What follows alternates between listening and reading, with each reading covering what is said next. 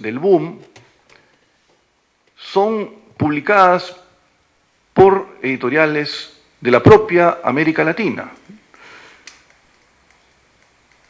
En el año 1962, Carlos Fuentes, el novelista mexicano, publica la novela que muchos consideran su obra más importante, La muerte de Artemio Cruz.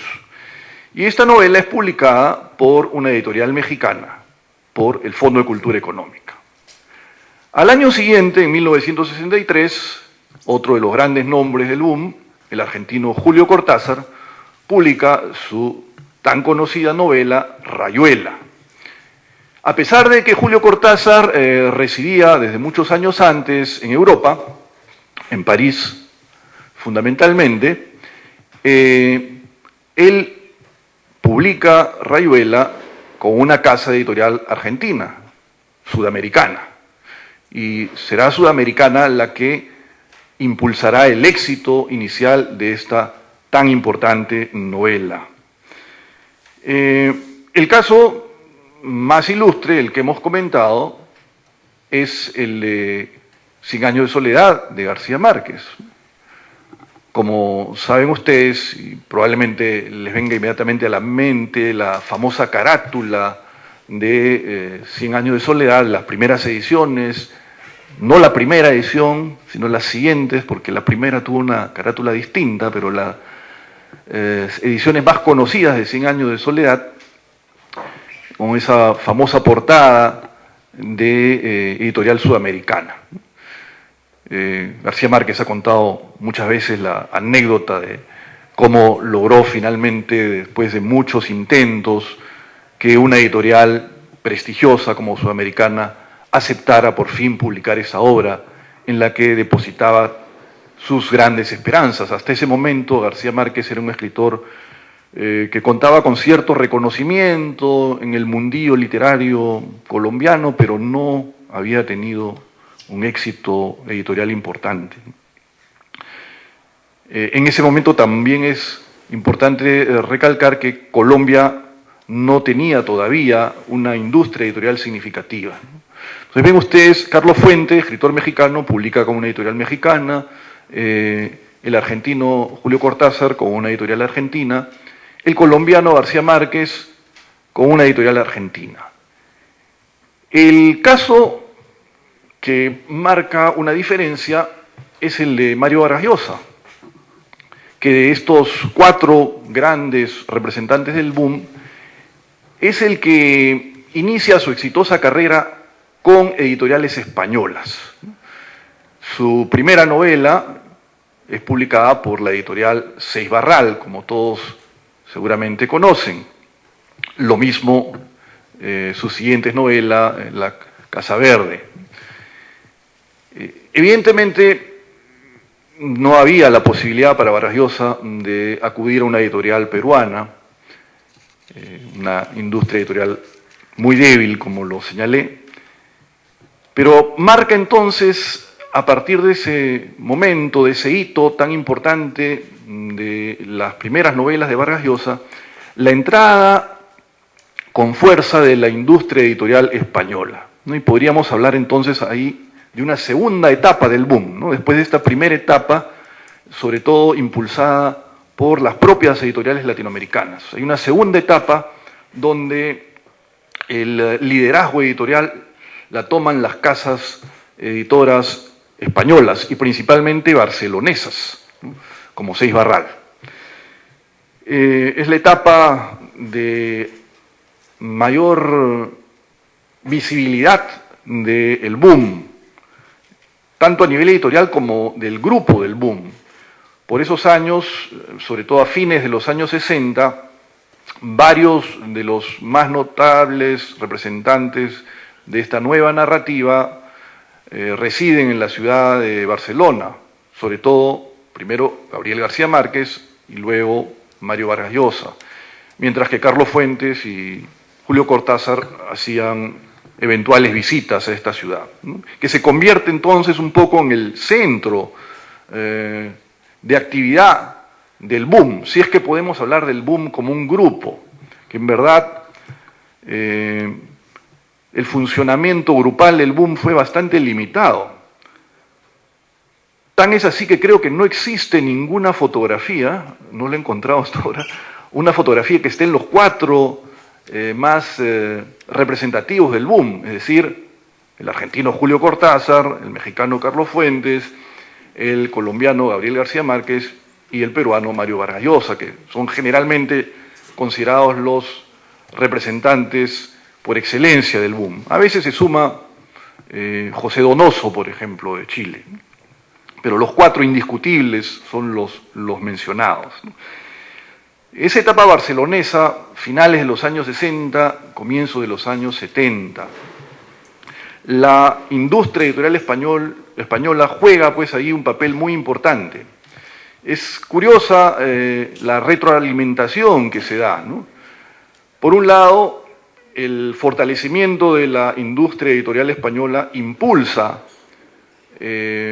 una mayor difusión de la novela hispanoamericana, pero por el otro lado, estas grandes novelas hispanoamericanas van a ser los productos que permitirán el éxito de estas editoriales españolas que están en pleno crecimiento debido a la prosperidad que vive España, sobre todo en la fase final del franquismo, ¿no? Comienza a modernizarse la economía y la sociedad española en esta fase final del franquismo, de los años 60, comienzo de los 70 sobre todo. En ese momento,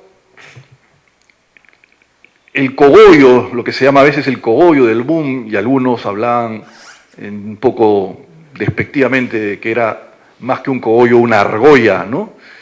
Quienes tenían una visión un poco crítica veían a estos cuatro escritores como una especie de secta exclusiva, ¿no? Y privilegiada, porque no solamente tenían un gran éxito editorial, no solamente gozaban de un gran prestigio, de un gran reconocimiento crítico, sino que habían alcanzado una dimensión mediática importante, ¿no? Se habían convertido en figuras mediáticas, cosa que era muy nueva para un escritor latinoamericano. Lo conocemos en el caso de Vargas Llosa, aunque muchas veces lo ligamos sobre todo con su trayectoria política, pero incluso antes de incursionar en la política, Vargas Llosa era una figura mediática importante, como lo era Carlos Fuentes en México, como lo era a su manera Gabriel García Márquez, o lo era también Julio Cortázar. Sin embargo, el grupo comienza a resquebrajarse y los factores que resquebrajan al grupo son inicialmente factores ideológicos, ¿no? Durante los primeros años, todos ellos, los cuatro, digamos, paladines del boom, habían sido fervorosos partidarios de la Revolución cubana, se identificaban plenamente con el proceso revolucionario cubano. Pero a partir de finales de las décadas del 60 comienzan las discrepancias ideológicas. Ya muchos se decepcionaron cuando el gobierno cubano justificó y avaló la invasión soviética a Checoslovaquia, ¿no? Que ahogó la famosa primavera de Praga.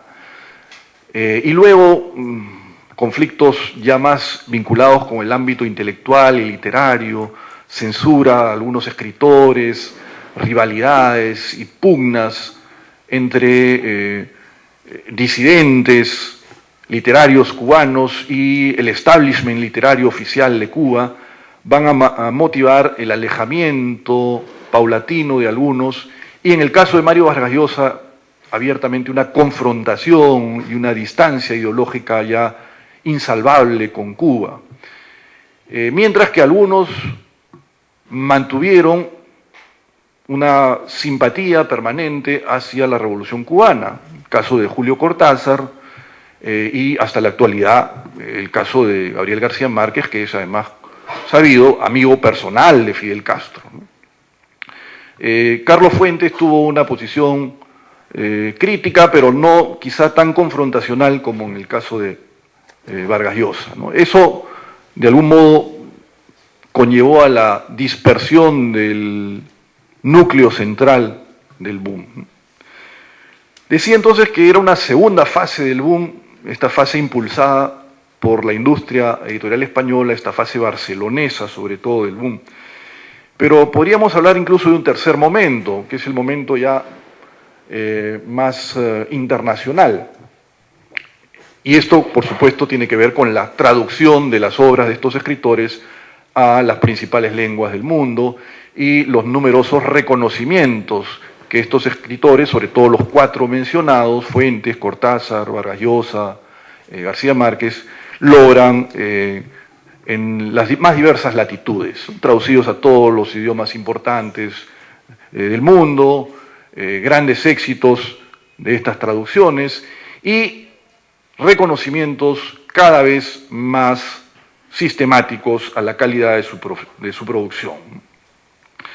Vale la pena notar cómo en la segunda mitad o en las últimas décadas del siglo XX, la literatura hispanoamericana o la latinoamericana adquieren un protagonismo mundial inusitado hasta entonces. Y creo que se puede comparar con lo que sucedió en la segunda mitad del siglo XIX con la literatura rusa. La gran novedad a nivel de la literatura internacional en la segunda mitad del siglo XIX fue el surgimiento de la literatura rusa. De la misma manera, en la segunda mitad del siglo XX, la gran novedad es el surgimiento, sobre todo de la narrativa, de la novela hispanoamericana. Y es interesante cómo justamente en dos regiones periféricas del mundo occidental, Rusia, el oriente de Europa, o aquí América Latina, lo que Octavio Paz denominaba el extremo occidente, en esas regiones periféricas encontramos una eclosión literaria muy destacada. En el caso ruso, en la segunda mitad del XIX, en el caso latinoamericano, en la segunda mitad del siglo XX.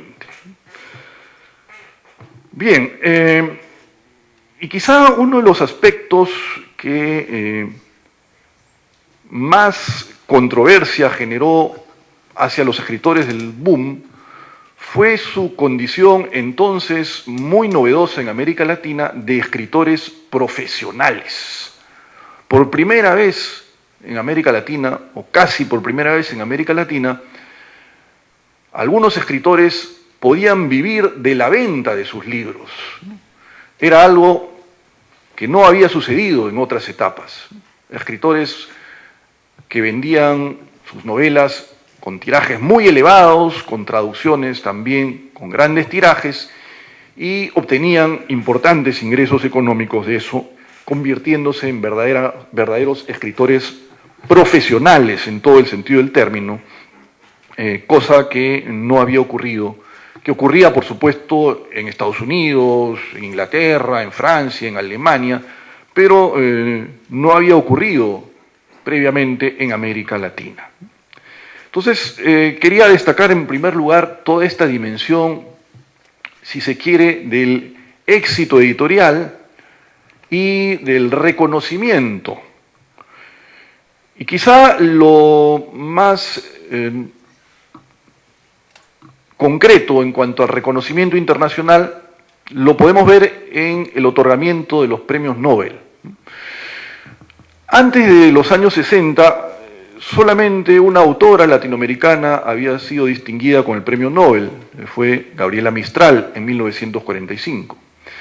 Pero a partir de los años 60 vamos a tener varios escritores latinoamericanos que obtienen el premio Nobel, lo cual implica un reconocimiento internacional oficial a la valía, a la importancia, a la trascendencia de la literatura latinoamericana y en particular la narrativa.